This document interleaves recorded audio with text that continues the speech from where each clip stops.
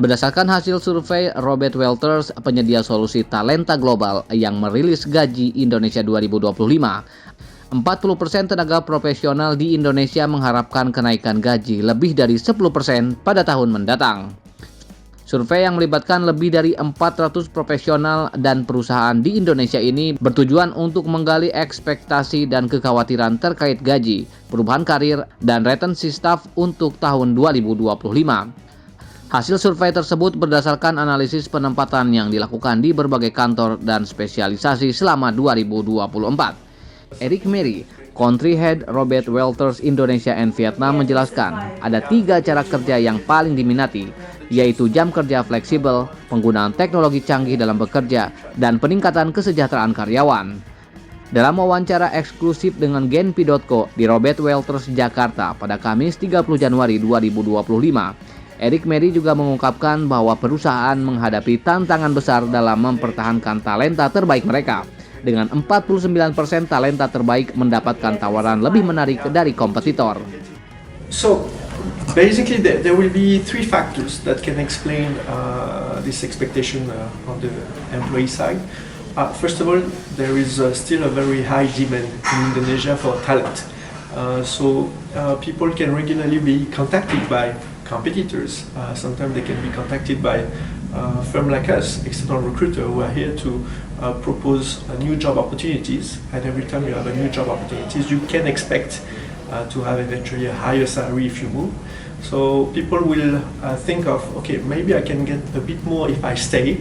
I might not get as much as if I would move, but I would expect a better salary. So that's the first topic. The second is that the cost of living is eventually increasing. So everyone is hoping that we can keep your purchasing power. So they would expect during the annual salary review that the review is at least higher than the cost of living.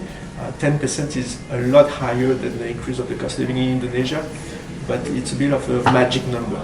And the third reason would be sometimes people just want to mirror what they see in their direct network. So if you have a friend, if you have a partner, if you have someone in the family that eventually managed to get a salary increase of 10%, this is something that you might want to duplicate for yourself.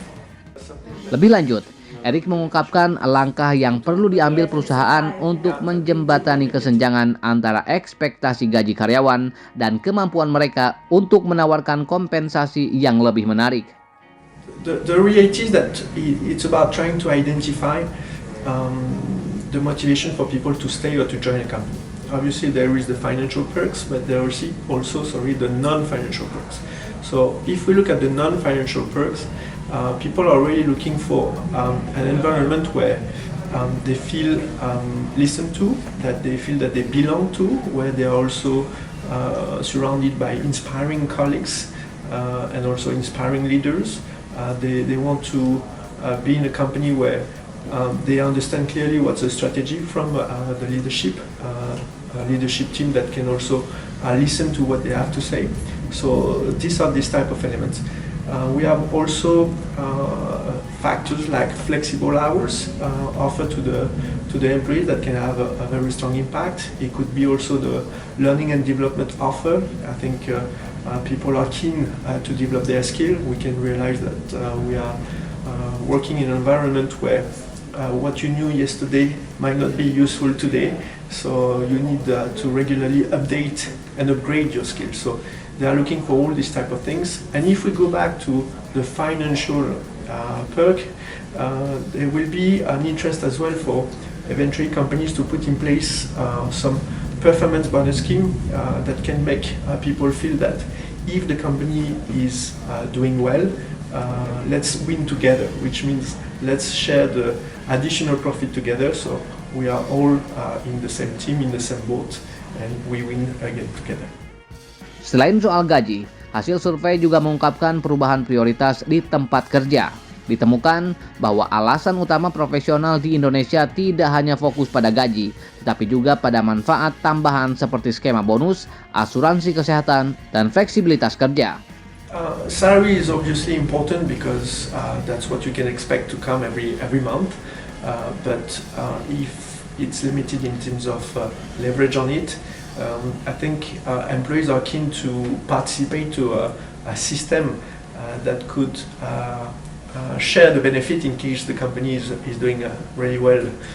So this is why we could put in place some bonus performance scheme. If the company is doing well, all the employees could get the benefit of it. So it could have a meritocracy and an objective-related approach for everyone. So I think employees are in demand for that. We are in an environment where eventually the costs related to health are pretty high, and eventually health is obviously a very important topic for everyone. It's important for the employee, it's important for the family of the employee. So when the company is capable to provide a good medical insurance that can cover the employee itself, but the rest of the family or the dependent, it's a real advantage. So these are the two very important topics.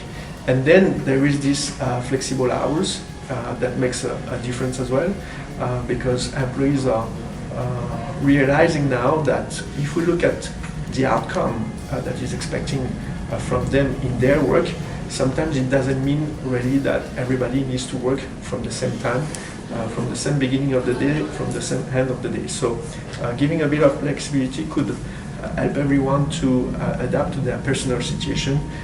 If you are responsible of a family, of your parents, if you are living close to the company or not, as long as, again, we are outcome focused.